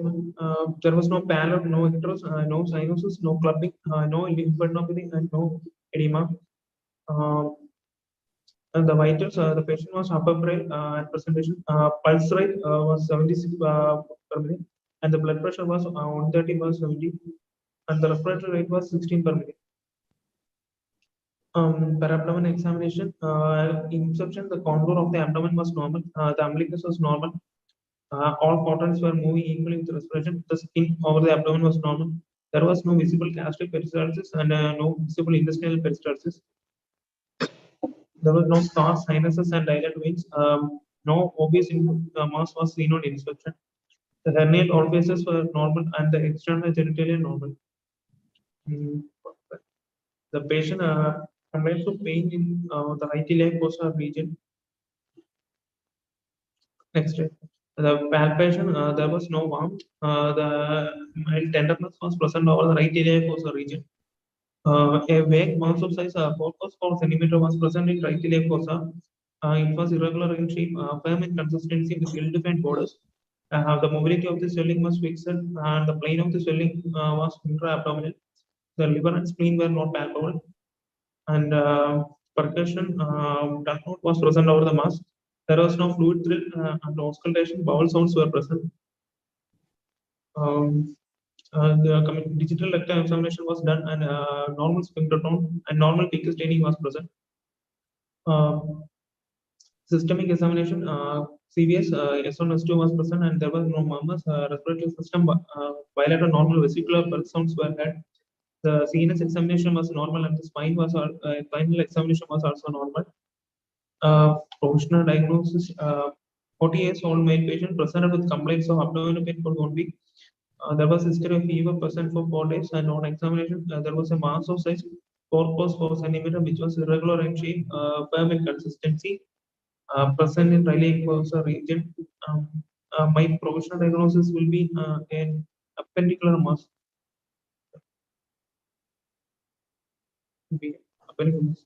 Okay. Once mass is tender, we know that it's an inflammatory mass or infective mass. Better not to do a percussion. Patient might have a pain. So there's no point in doing an rectal examination, all those things. Maybe for the completion's sake, you must have presented all these things. But sometimes you need to be very careful. So it's in a practice for you to how to present a case. That's good. But in the examination, sometimes some examiners may not like. Okay. Okay. Radhik, are the margins well defined in this lump? No, sir. The margins are ill-defined. Why do you think this ill-defined? Because of an inflammatory pathology, and the margins will be ill-defined. Good. Okay, that's fine. Any other differential diagnosis you would like to think of? Examine the scrotum. Yeah. Sir? Radhik, have you examined the scrotum? Yes, sir. The scrotum was normal, sir. You have mentioned it. What's the importance? Sir, can be in case of inguinal scrotal abscess, the pus can drain into the Mass you are having like this, and what is the relationship with the examination of the scrotum? Can be a testis, retracted testis, or undescended testis with मेरा class चल रहा है रुक जाओ करता मैं class चल रहा है. Okay. And sir asked, all the borders are felt. Suppose if you have lower border is not felt. Okay, yes, sir. What do you suspect? If the lower border,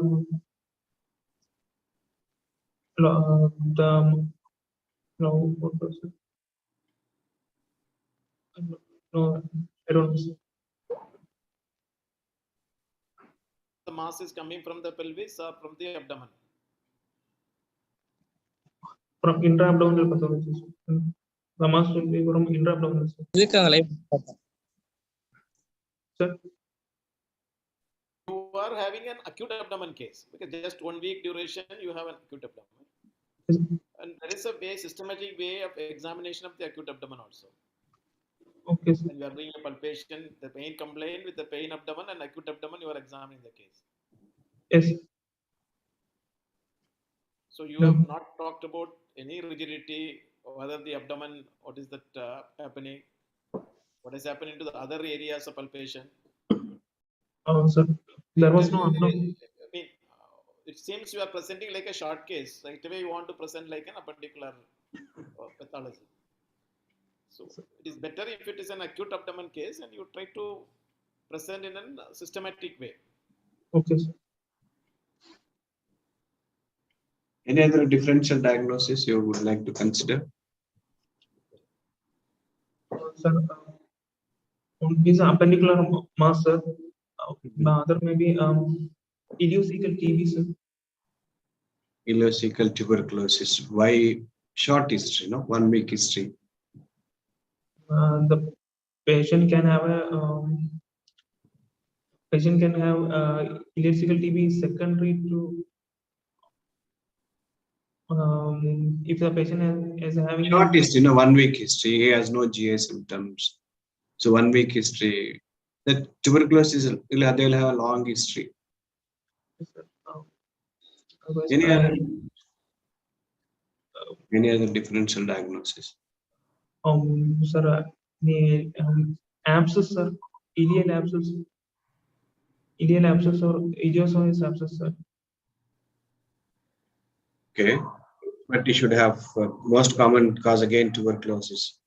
I explained already. Any other?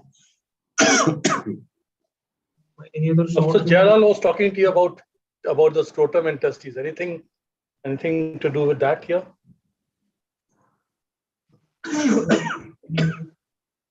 Testicular, see, Not CA. What thing of pathology of testes is painful in undescended testes? if orchid is No, undescended testes. What is it prone to?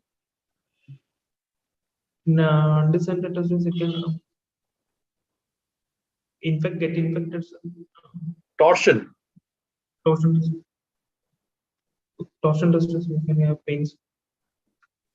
Anything else in the kidney? Descended kidneys, unascended kidneys. What pathology?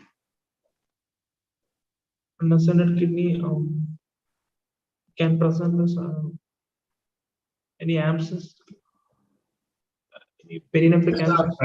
Pyelonephritis. Yes. There can be cysts, there can be stones. There can be a stone causing hydronephrosis. Okay, sir. Could it be a lymph nodal mass? Yes, sir. Lymph nodal mass. Lymph node mass can present like an acute pathology. Pardon?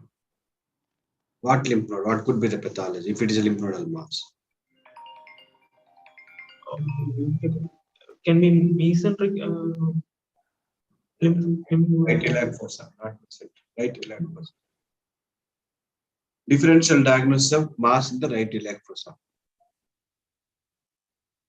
Another diagnosis is lymph nodal mass. No? Any lymph node hyperplasia can occur. I think your voice is not very clear. Your sentences are not complete. So, Lymph node hyperplasia can occur, sir. hyperplasia, it's not a clinical diagnosis. Yes, sir. In the palpation, you have put as a visible gastric peristalsis is not there. Are you going to look for a visible gastric peristalsis for this case? No, sir. Then why you are marking that just as routine? Why it is important whether you are going to examine a chronic abdomen or a acute abdomen, and what you want to look for that? Just a 7 days case.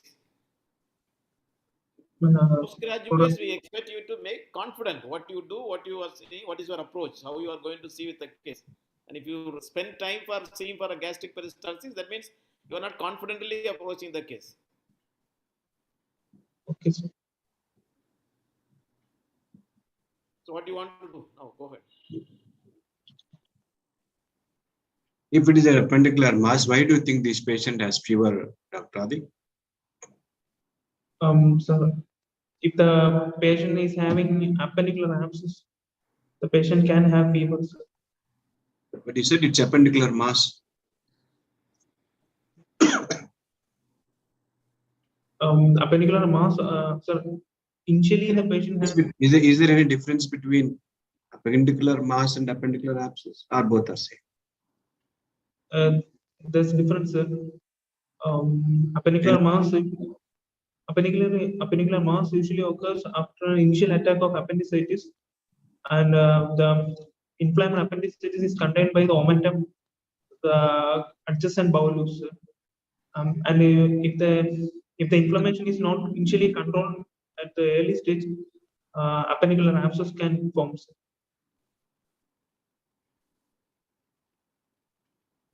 The pathology can inflammation can abscess formations. Can you think of any other small bowel pathology that can present like this with a mass there? In case of Crohn's disease. Crohn's disease. What is Crohn's disease? Does it fit into the age group, this patient? Crohn's disease. I think before saying your diagnosis, you need to think whether this possibility is there or not. You know, Okay, before sir. saying Crohn's. So what is Crohn's? How do they present?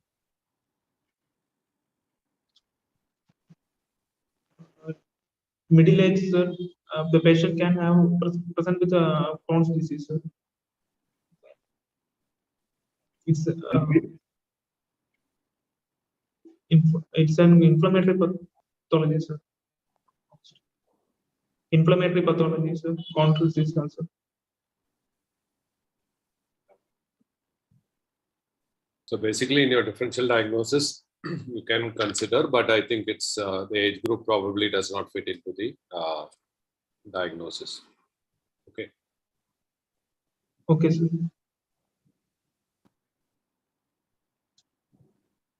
How do you proceed? Radik? Sir, for this patient, after doing the initial investigations, and I will do an ultrasound abdomen. What is most and what is basic investigation? You said you are thinking of appendicular mass and appendicular abscess. What basic investigations would do? I will do a complete blood count, sir, and I will check for the total count, sir. Whether the inflammation, whether the total count is elevated or not. 14,000. 14,000. 14,000. TLC 14,000. Yes, sir. Total count. If the total count is elevated. 14,000. Sir, if the total count is elevated, the inflammation is not under control, sir. And basic investigations we are doing for calculate the Mandel score, whether any operating intervention is needed at present, sir. I'm saying you want to do a basic investigation. I said TLC is 14,000, polymorphs 80%. 14,000. The count is elevated, sir. And what next? I will calculate the Mandel score, sir. What is that? Mandel score consists of migratory pain, anorexia, nausea, tenderness, remote tenderness, elevated temperature, leukocytosis, and whether there is any shift to left in and tenderness and leukocytosis carries 2 points, and if the score is above 7, then we will go for an how much is the score? How much is the score in this patient now? I told the patient is 14,000, polymorphs 80%. The patient is having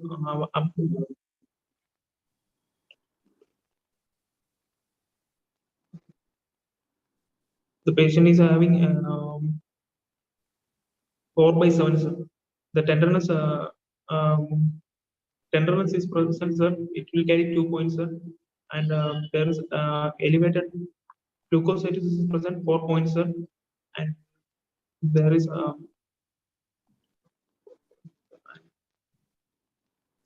elevated temperature carries 1 point. 5/7, sir. Okay. So what do you want to do with this patient? I will do I will keep the patient on conservative management, sir. The patient will be kept on NPO, nil per oral, sir.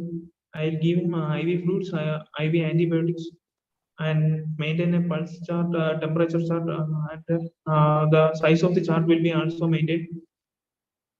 And according to the chart, after the inflammation is subsided, I will go for an interval appendectomy. But this patient has fever. I'm worried about fever.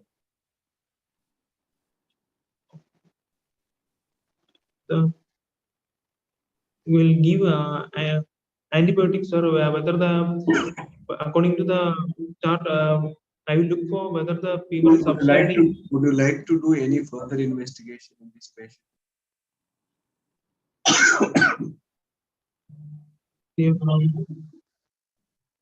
Do an ultrasound abdomen, sir. What for? Whether any mass formation is present or not, we can. That clinically we know there is a mass. Clinically we know there is a mass. Yes, sir. Clinically, Radhik. For confirm. No, clinically he has a Okay, mass. sir. So what is the advantage of doing an ultrasound of the abdomen? That's my question. We can confirm our clinical diagnosis for ultrasound.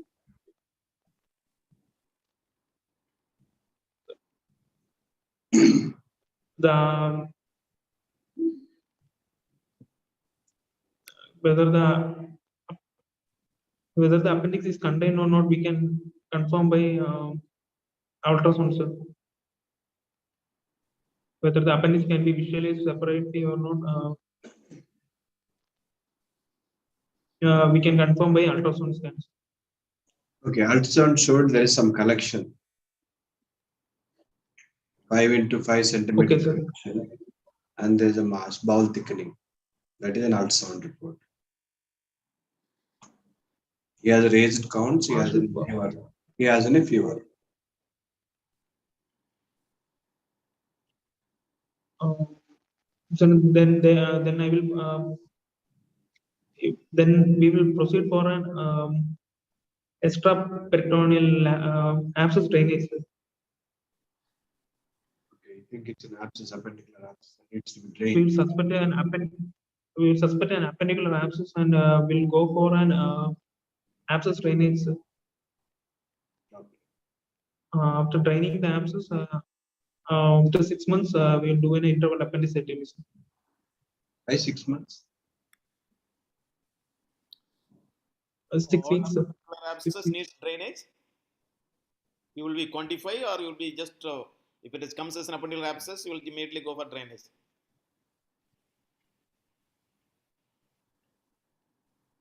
Sir,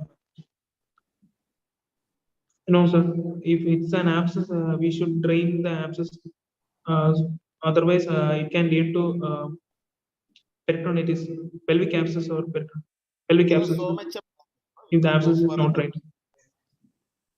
You can go for percutaneous drainage. You can go Sir? for extraperitoneal. Go for laparotomy. Radhik, what is the special technique of draining an appendicular abscess? What care do you take?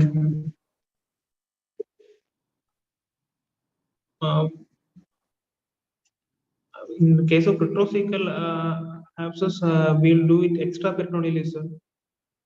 All appendicular abscesses are drained extraperitoneally. You try to drain it extraperitoneally, all of them, until it's solid rupture into the peritoneal cavity.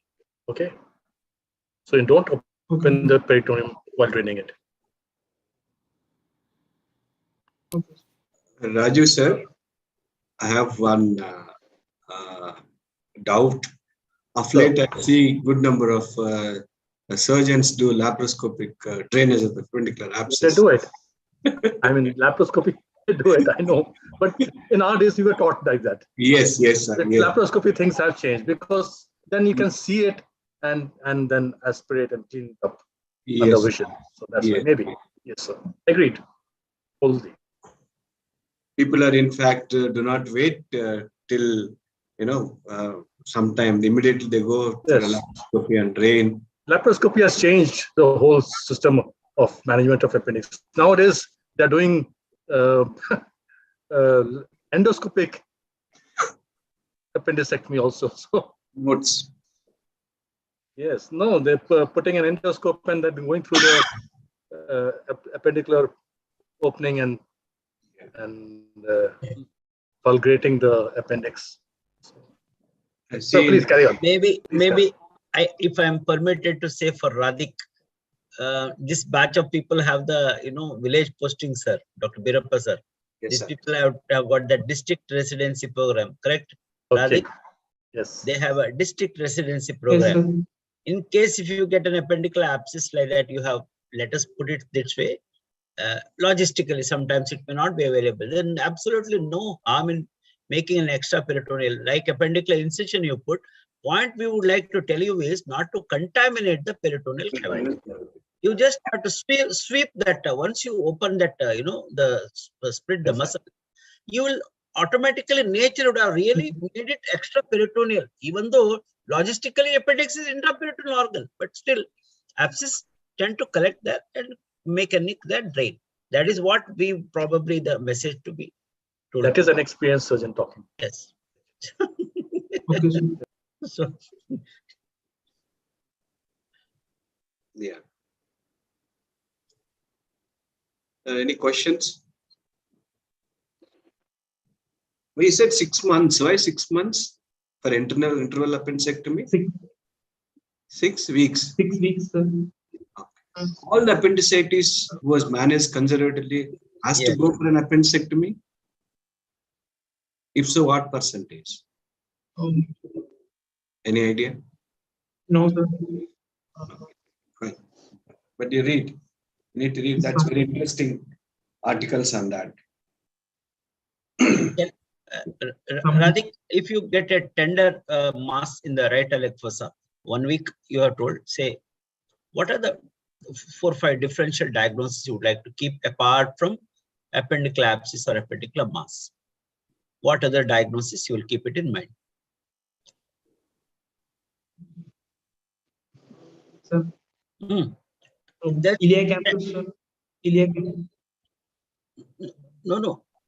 In that right iliac Iliac fossa. abscess. Sorry? Iliac abscess, sir. Iliac abscess means, can you tell a little bit specific? There's nothing like iliac abscess means what? What is that you want to say? Cold abscess? Iliopsoas abscess, sir. Iliopsoas. Iliopsoas. Most of the time, Yes. tubercular abscesses are non-tender, but probably second infection is possible, but anything else? Okay, what is a tender? In which condition you get tender cecum? Once in a while, we do come across some kind of a gurgling there, may not be that common nowadays. Yes. What is amoebic typhlitis? Amoebic typhlitis, sir. What do you mean by typhlitis? Sir, it's an inflammation of the cecum. Cecum, sir. So amoebomas, okay, right, may not be common now, doesn't matter. So what, as you told initially, Crohn's, yes, we do come across once in a while the tender masses there, and we say as appendicular and all, it may turn Crohn's. Can you get a distended cecum tender in malignancy, not in the cecum, but some other place? I am giving a clue to you. What is closed loop obstruction? That's what I want you to answer.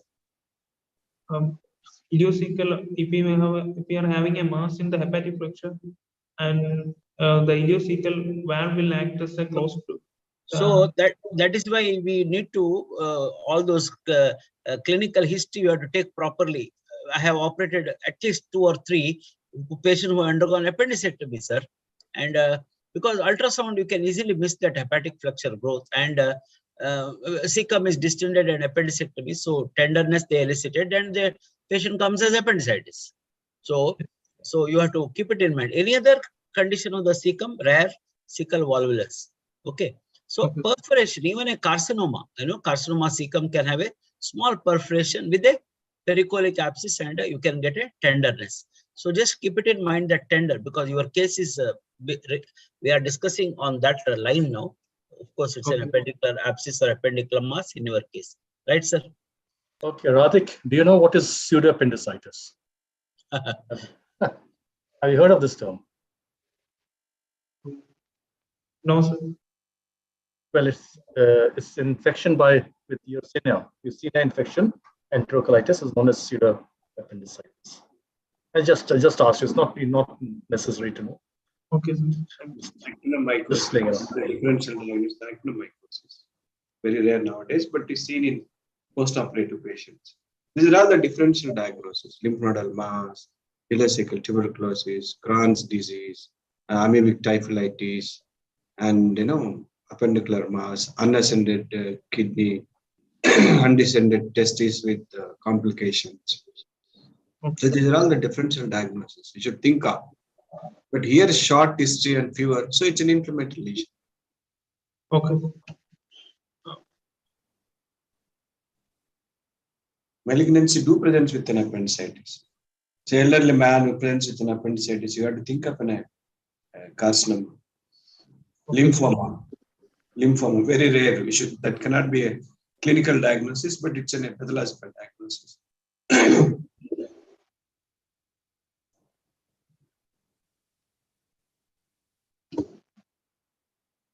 Kanavel, sir?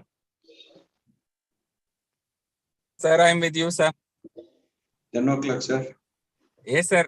We will allow the student to give any comments, or does he have any questions? Let him clarify, sir. Then we'll call it a close, sir. Yeah. Radhik, do you have any questions, ma? Yes, sir. Any doubt to be clarified? Sir, whether Sir, Karna is there, sir. You have questions? sir, no doubt, sir. Whether When you're doing appendicular abscess, drainage is done. It's different from the appendectomy normally. When you are doing the appendectomy, like you are doing any incision in that area, McBurney's or Lane's or whatever you're doing, you do the muscle splitting there. Yes, sir. But in the case when you are draining the appendicular abscess, it has to be the muscle cutting incision. Yes, sir. So that is an important difference apart from the extraperitoneal drainage. That is another difference in the approach to these patients. Okay, sir. Thank you. Now, if you find a patient is having a carcinoid tumor, Yes, which sir. can be caused with appendicitis, what are you going to do? If it's a carcinoma and the size of the carcinoma is less than 2 centimeter or less than 2 centimeter from the base, we can go for an appendicectomy, sir. If the size of the carcinoma is more than 2 centimeter or if it's close to the base, then we should proceed for an right hemicolectomy, sir. What is a carcinoid syndrome? And when does it occur? Carcinoid syndrome.